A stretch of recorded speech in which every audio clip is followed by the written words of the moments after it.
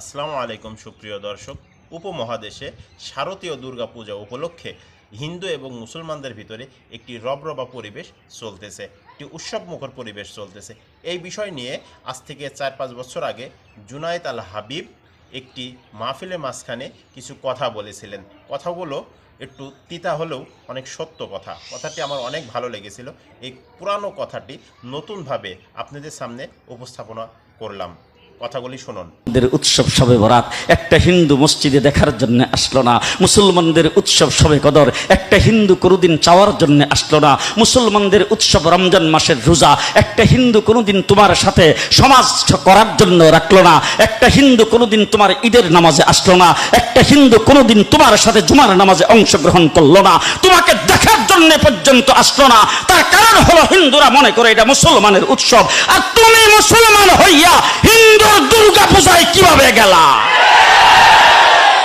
আরে তোমার কি হয়ে গেল? তোমার কি লজ্জা শরম তুমি দয়ে ফেলে দিয়েছো? তোমার কি কোনো লজ্জা শরমও নাই?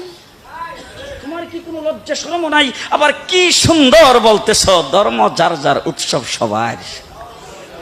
হাই হাই হাই, ও মুসলমান যুবকেরা ভালো করে শোনো, ধর্ম যার যার উৎসব সবার, তাইলে বিয়া যার যার বউ তো সবার।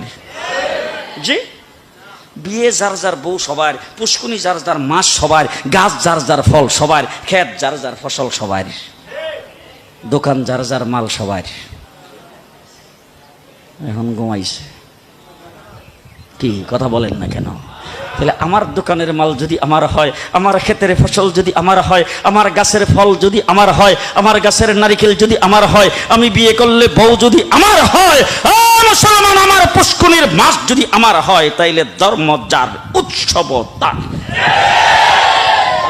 কথাগুলি আপনার যেমন জানা প্রয়োজন এবং অন্যকে জানানো প্রয়োজন। সেই ক্ষেত্রে অবশ্যই ভিডিওটি শেয়ার করে অন্যকে জানার সুযোগ করে দিবেন। আসসালামু আলাইকুম।